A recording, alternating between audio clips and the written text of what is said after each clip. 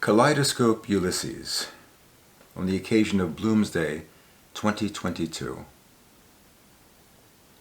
Stately, plump Buck Mulligan came from the stairhead, bearing a bowl of lather on which a mirror and a razor lay crossed.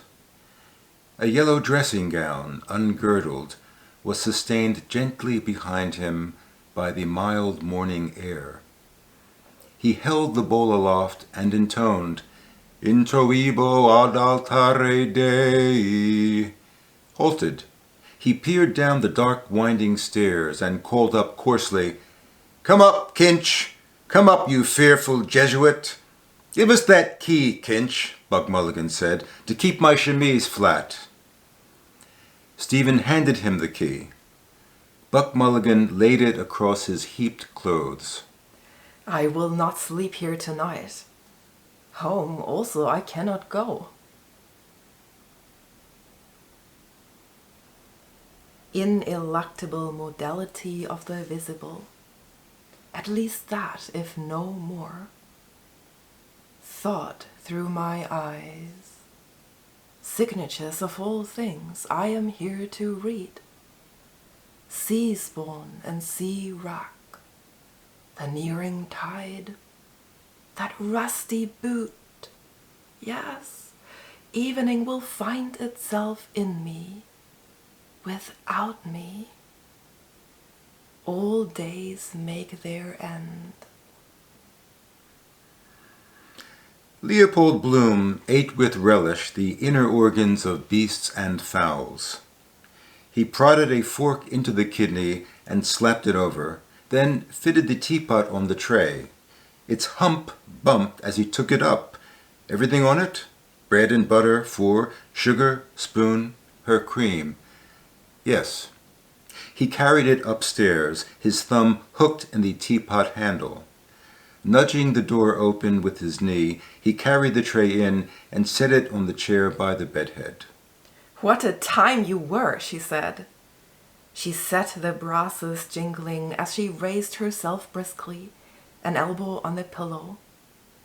He looked calmly down on her bulk, and between her large, soft bubs, sloping within her nightdress like a she-goat's udder. The warmth of her couched body rose on the air, mingling with the fragrance of the tea she poured. Her full lips, drinking, smiled. Martin Cunningham, first, poked his silk-hatted head into the creaking carriage and, entering deftly, seated himself. Mr. Power stepped in after him, curving his height with care. Come on, Simon. After you, Mr. Bloom said. Mr. Daedalus covered himself quickly and got in, saying, Yes, yes. Are we all here now? Martin Cunningham asked. Come along, Bloom. Mr. Bloom entered and sat in the vacant place. He pulled the door to after him and slammed it tight till it shut tight. He passed an arm through the arm strap and looked seriously from the open carriage window at the lowered blinds of the avenue. All waited. Then the wheels were heard from in front, turning. Then nearer.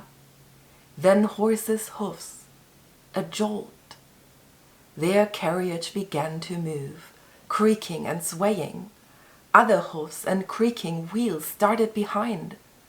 The blinds of the avenue passed, and number 9 with its craped knocker door ajar, at walking pace. They turned to the right, following their slow thoughts. With awe, Mr. Power's blank voice spoke. Some say he's not in that grave at all, that the coffin was filled with stones, that one day he will come again. Hines shook his head. Parnell will never come again, he said. He's there, all that was mortal of him. Peace to his ashes.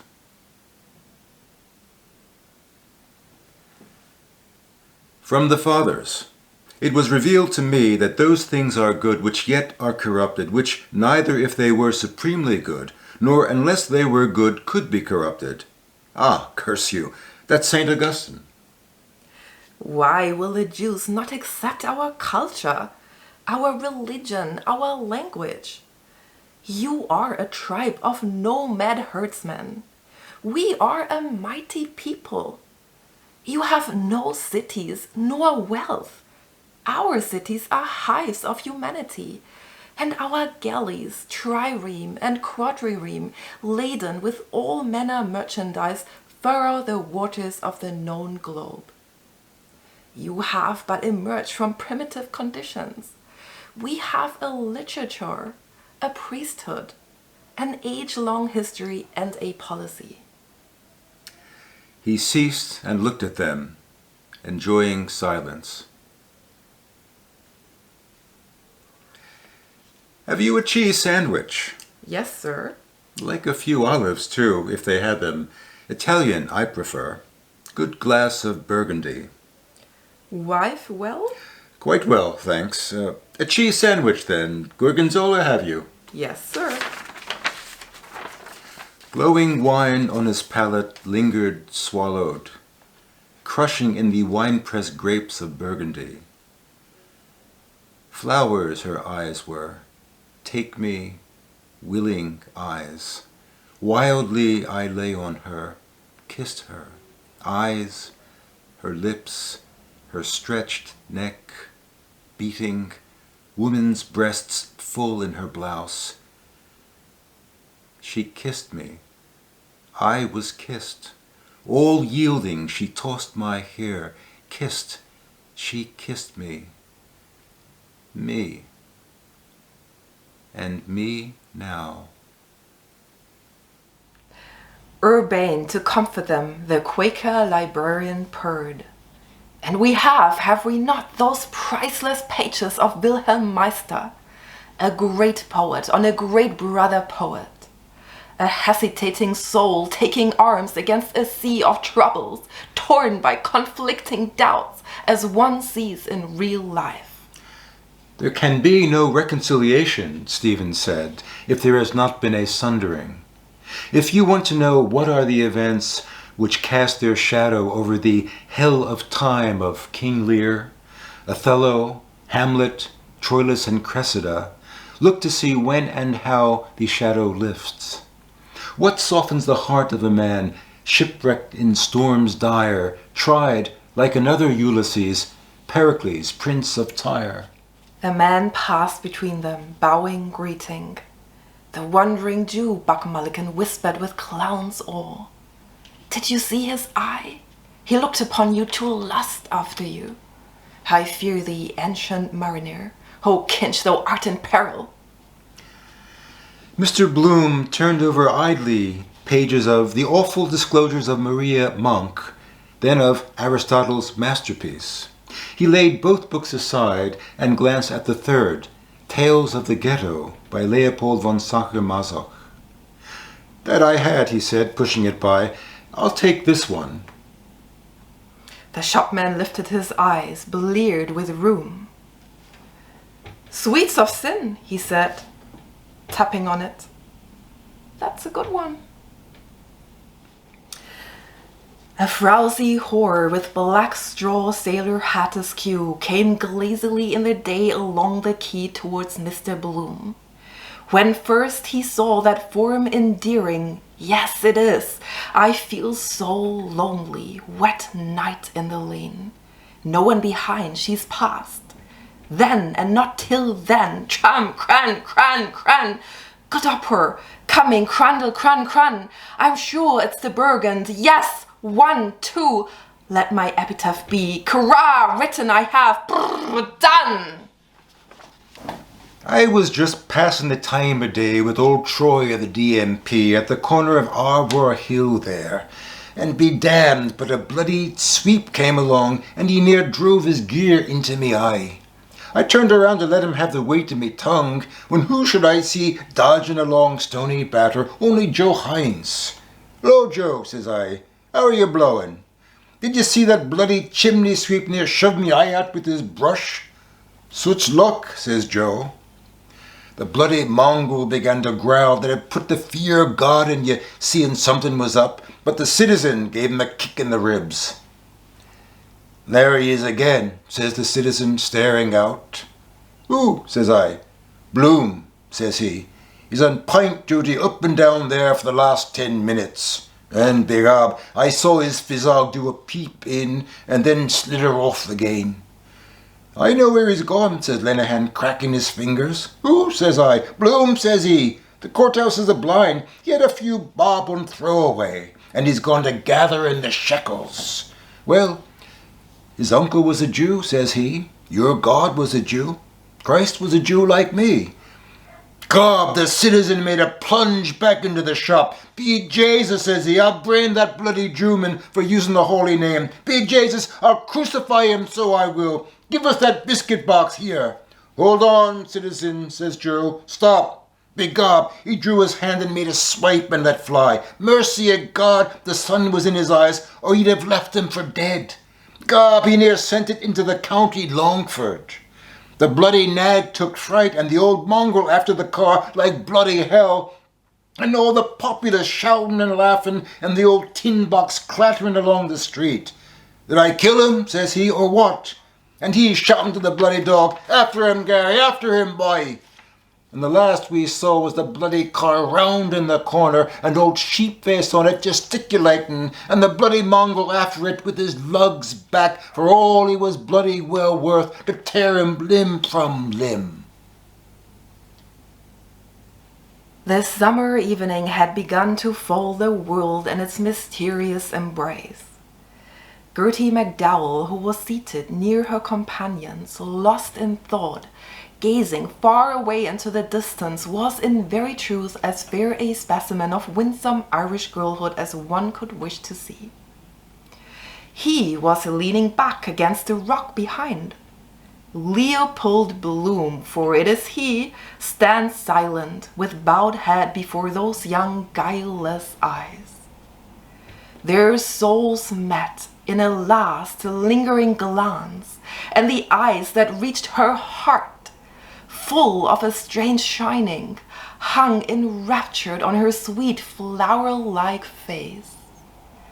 Mr. Bloom watched her as she limped away.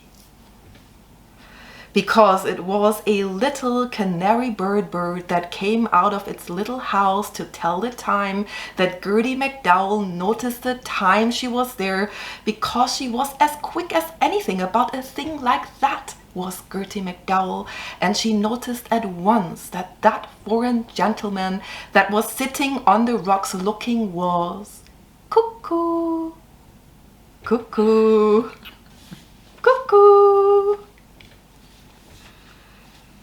Mark this, Father, and remember, the end comes suddenly. Enter that antechamber of birth where the studious are assembled, and note their faces. Nothing, as it seems, there of rash or violent. Quietude of custody, rather, befitting their station in that house, the vigilant watch of shepherds and of angels about a crib in Bethlehem of Judah long ago. But as before, the lightning, the serried storm clouds, heavy with preponderant excess of moisture, in swollen masses turgidly distended, compass earth and sky in one vast slumber, impending above parched field and drowsy oxen and blighted growth of shrub and verdure, till in an instant a flash rives their centers, and with the reverberation of the thunder the cloudburst pours its torrent. So and not otherwise was the transformation, violent and instantaneous upon the utterance of the word. Bloom, my beloved subjects, a new era is about to dawn. I, Bloom, tell you verily it is even now at hand. Yes, on the word of a Bloom, ye shall ere long enter into the golden city which is to be, the new Bloomusalem and the Nova Hibernia of the future.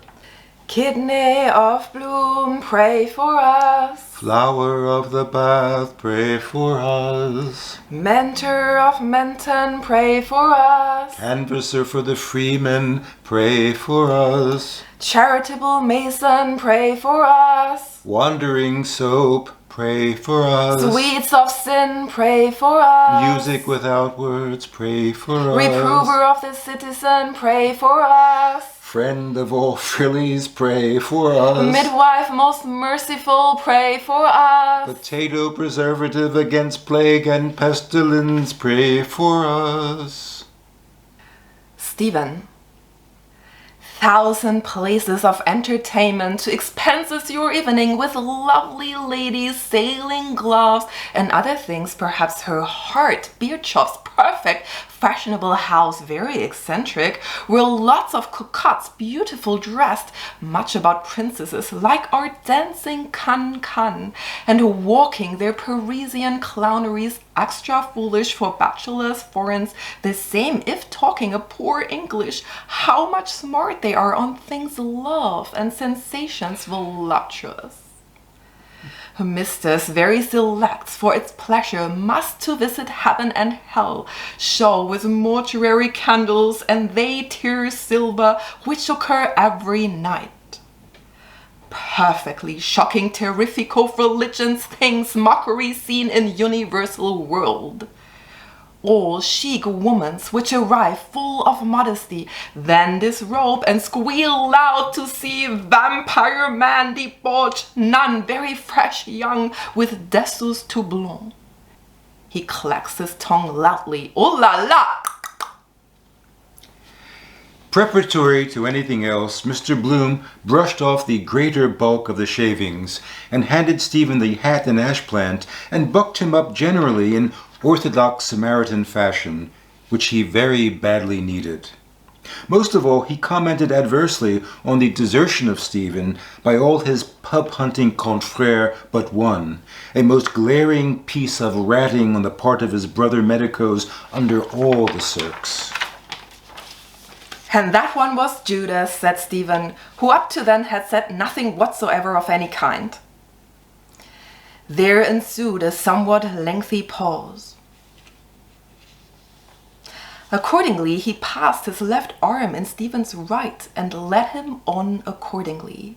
So they passed on to chatting about music, a form of art for which Bloom, as a pure amateur, possessed the greatest love as they made tracks arm in arm across Bearsfoot Place. What's this I was saying? Ah, yes. My wife, he intimated, plunging in medias res, would have the greatest pleasure in making your acquaintance, as she is passionately attached to music of any kind. As they walked, they at times stopped and walked again, continuing their tete-a-tete, which of course he was utterly out of, about sirens, enemies of man's reason, mingled with a number of other topics of the same category, usurpers, historical cases of the kind, while the man in the sweeper car, or you might as well call it in the sleeper car, who in any case couldn't possibly hear because they were too far, simply sat in his seat near the end of Lower Gardiner Street and looked after their low-backed car.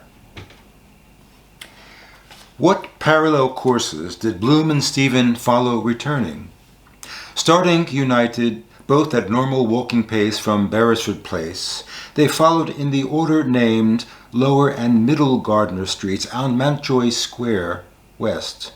Then, at reduced pace, each bearing left Gardiner's Place by an inadvertence as far as the farther corner of Temple Street, north. Then, at reduced pace with interruptions of halt, bearing right, Temple Street north, as far as Hardwick Place. Approaching, disparate, at relaxed walking pace, they crossed both the Circus before George's Church diametrically, the chord in any circle being less than the arc which it subtends. Of what did the duumvirate deliberate during their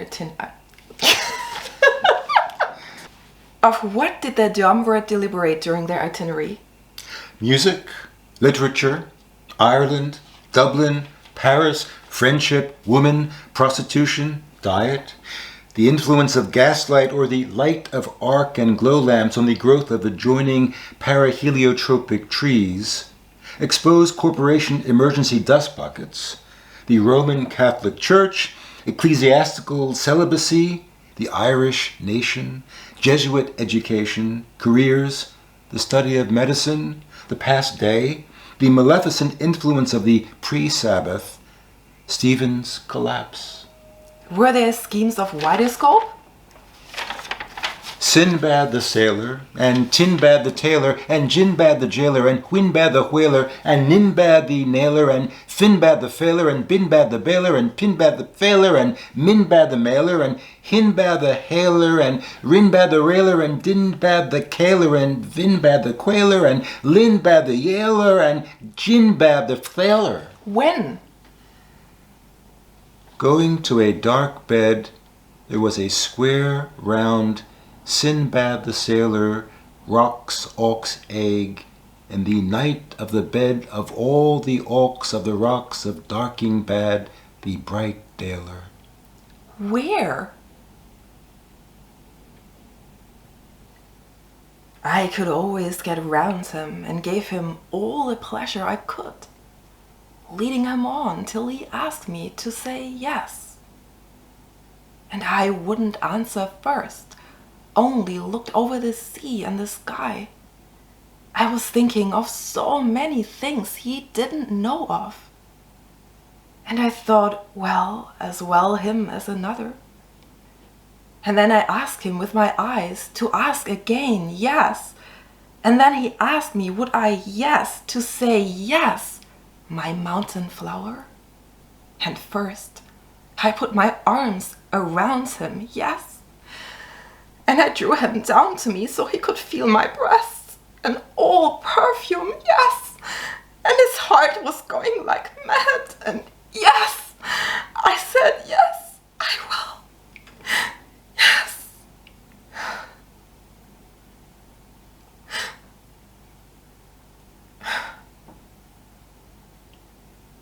The end.